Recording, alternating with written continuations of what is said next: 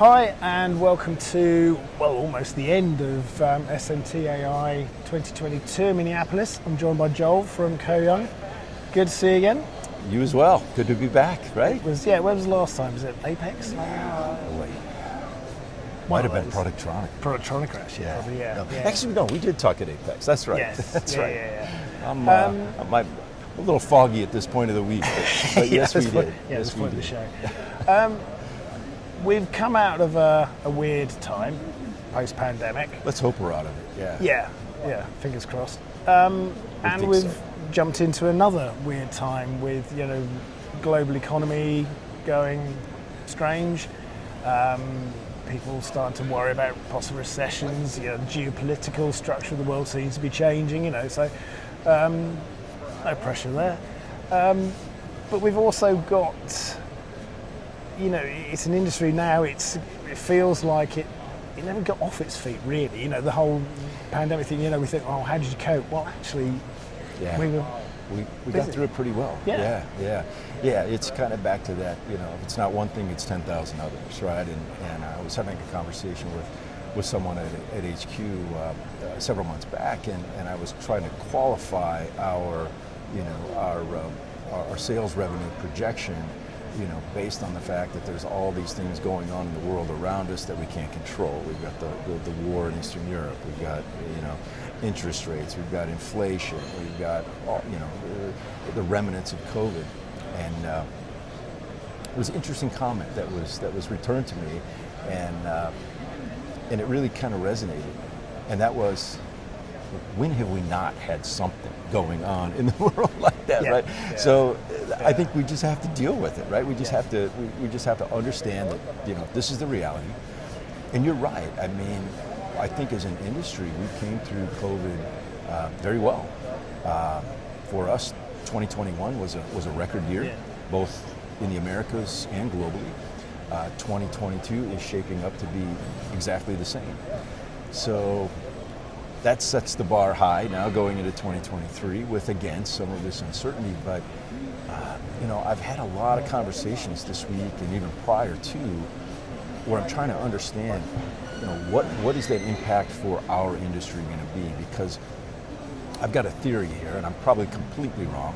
And there's a lot smarter people out there that are looking at this at a much more, micro level. But it feels like we are somewhat insulated as an industry from some of all this bad.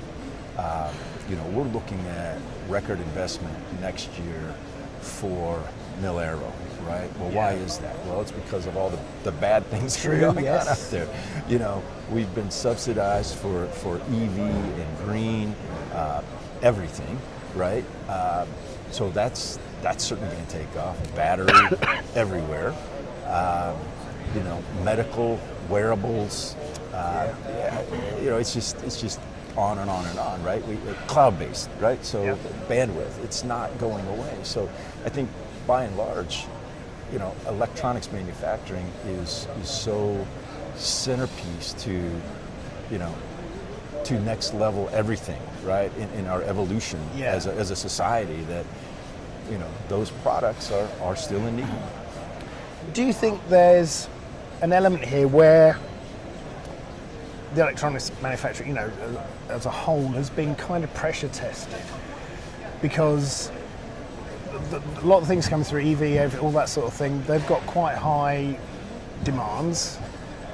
The military side of it as well has always had that sort of thing going on. There's been a lot of talk, they've been filtering out counterfeit components, all those sort of things. And actually, I'm getting the feeling when I'm talking to people now, we used to be saying, when we get out of the supply chain problems, no one's saying that anymore. It's like the supply chain issues are normal now. It's kind of adapted to that. It kind of feels like that, right? Yeah. And we can even, I think, throw the labor situation, labor shortage into that. Everywhere we go, I hear over and over and over, you can't find people. We, in fact, are looking for people now. Yeah. Sales, field service, admin, applications.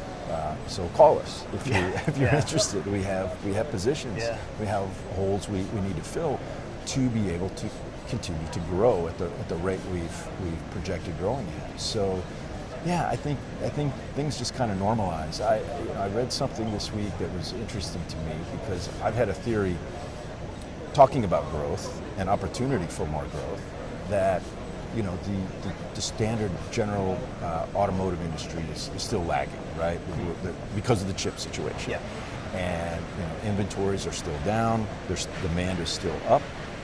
Now, on the EV side, that's a different scenario, right? So we've seen a lot of automotive growth on the EV side, but again, general, standard, and they're in a state of flux right now too, right? The manufacturers, because they need to morph and migrate toward EV, but that's not going to happen overnight. So you still have to process what you're processing. But where I'm going with all that is the fact that I read that the chip manufacturers have basically, I won't say abandoned, but the 12-inch, the 90 nano node count form factor that most of the automotive designs are based on is not what the chip manufacturers want to build right now, right? They've moved on to what comes next. So this allocation feels like it's going to continue for some time going forward. You want to say to yourself, why doesn't one of those guys just grab all of that market and reopen that particular entity? But it doesn't feel like anybody's really in a hurry to do anything about it. So kind of back to that, this is the new normal. This is just something we're going to have to deal with and get through this whole transition. And the cost of redesign, to move away from that form factor is huge, and the requalification is immense, which gets back to the cost. So they really don't want to do it because they'd rather just use that time, energy, expense to create those new designs for the EV and all of the case initiative, which is going to basically eliminate the wiring harnesses in cars. Everything's connected, so it's really an interesting place in time for the industry. When you consider all of that. So we'll see. But the good news from our perspective is, I think, and for the industry as a whole, is I've been hearing this week that there's not a whole lot of concern from people about these whispers, or maybe not so much whispers, shouts of impending recession, global recession. People have huge backlogs. People have orders to basically fill up their entire 2023 blotter. It's all about getting parts, right? If they can get parts, they're going to build. They've got growth planned. So I think that's very positive, and kind of coming back to that, maybe are we insulated a bit from some of the badness out there? So we'll see. I think you're entirely right. It's this term recession is one of those words that's brought out, and it's a scary word, but actually the reality of it is it's an economic definition of a situation that a country is in, isn't it? It does not apply to every single business, entity, organisation, business section, whatever. Whenever this happens, certain parts of the world always get hit harder than others due to many, again, geopolitical, you name it, issues, factors, etc. So we're planning to grow next year. You're going to keep growing. We're going to stay the course. we expect we expect double-digit growth again. Assuming we can get the people, and assuming that orders don't just completely start evaporating from these folks that are telling me they're all gearing up to just continue doing as they've done. Does it get harder to plan for that growth, knowing that you've grown significantly year on year, knowing or being concerned that there's issues out there? Does it make it harder for you to, how are we going to grow? Like you say, if you need people and you need expertise. We really, we sit down and we look at avenues for growth, right? I think that's the first thing you have to do. Plan your work your plan, right? And we know certainly taking market share in the standard SPI, AOI locations is kind of a no-brainer, right? You just got to compete and win business where you can. But beyond that, we want to look at where else we can implement our technology in a way that allows for growth. So we talked about pre-reflow AOI and what that can potentially do. We talked a little bit about the dispense process, right? Conformal coating inspection as being a new avenue for us. And again, we've had tremendous success with that this year. We've learned a lot, in the number of systems that we've installed. And from that, we'll come forward at Apex with better, faster, stronger software capabilities. That's an area. Through-hole inspection is still something that people are asking for. Again, that's another separate avenue. And then you add in the advanced packaging initiative, right? That's another area that we see significant growth potential for us, in particular with our Meister system for fan in, fan out, system level, system in package, chip scale packaging. A big part of that CHIPS Act, the money is earmarked for advanced packaging here in the U.S. in particular, right? And even extending into Mexico, right? So that's good news for our Americas operation in general. And now you add in the nearshoring, the reshoring, et cetera. Yeah.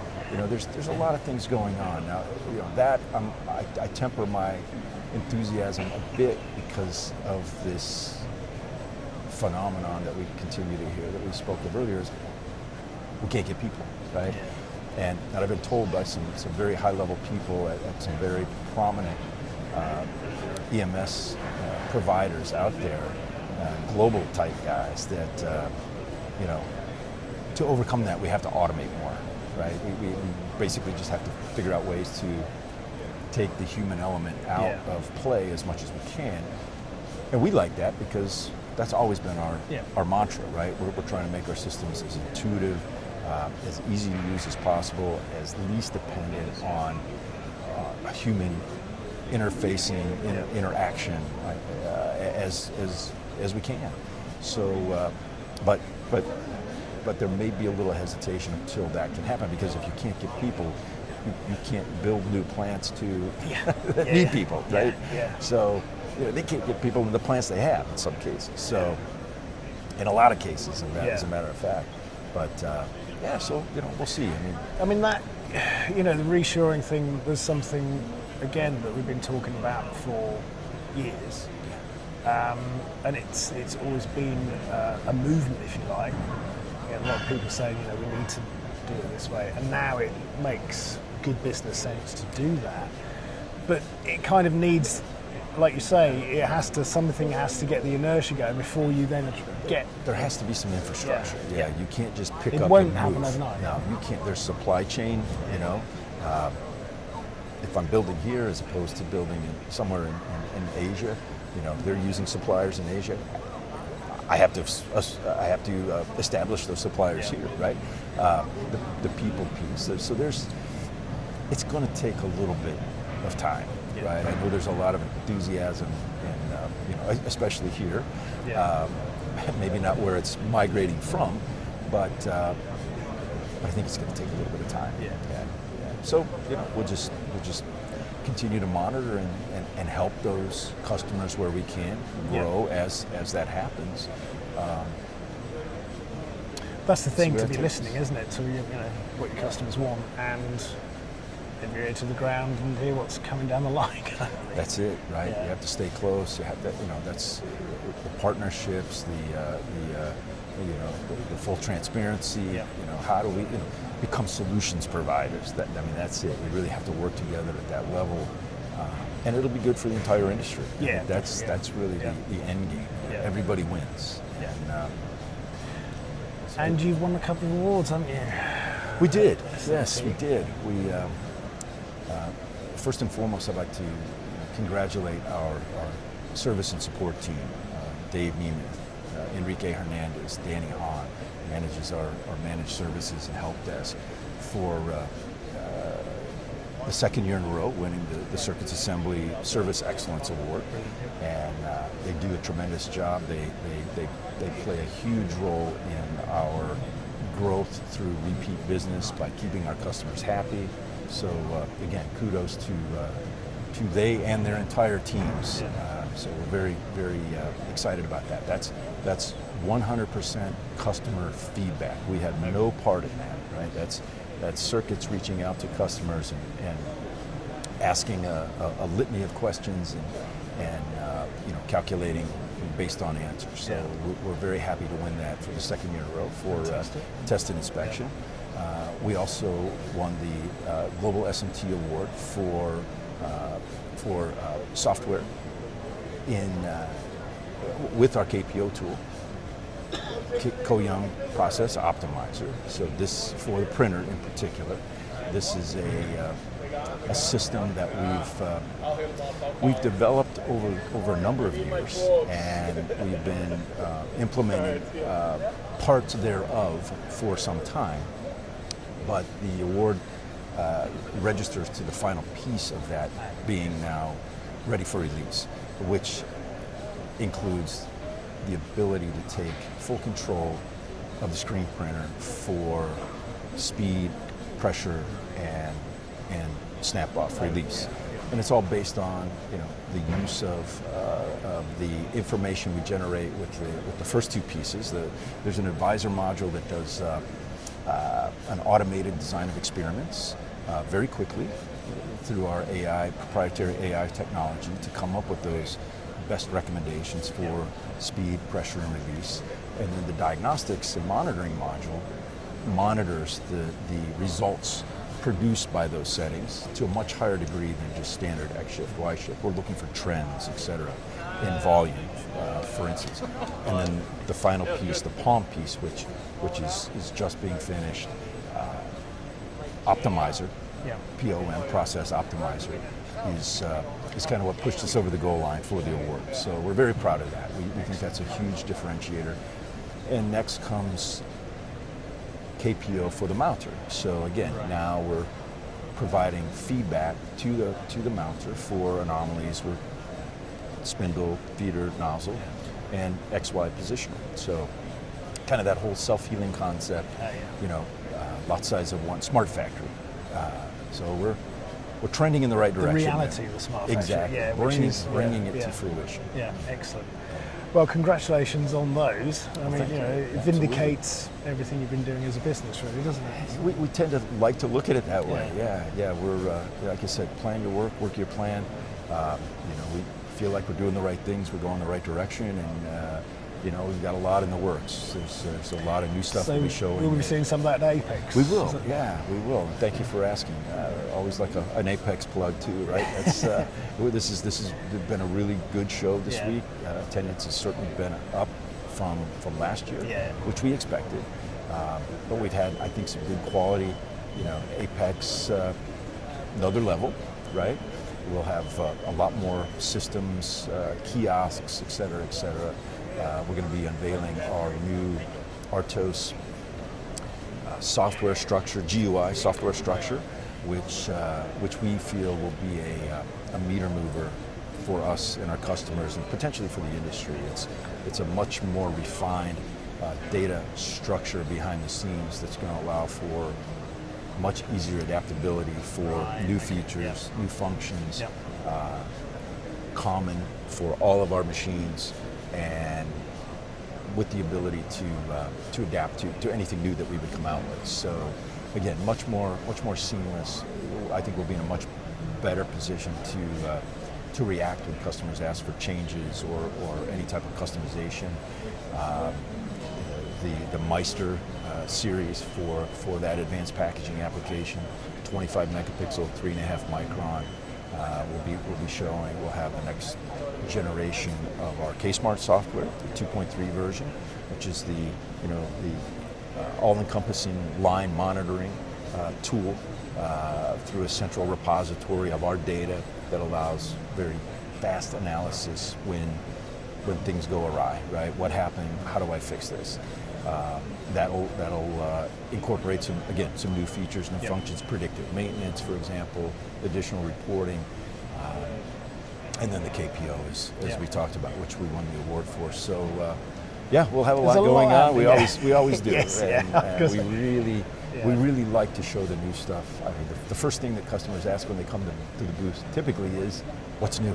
Show me what's new." Yeah. So, That's fantastic. yeah. Well, and it'll be here before you know it, right? Yes, yeah. January's right around the corner. it is, yeah. We'll look forward to that. Thanks for spending the time to talk to us. I appreciate the opportunity. Glad the Anytime. show's been good, yeah, and we'll see you at Apex. Sounds great. I look Thanks a lot, forward to John. it.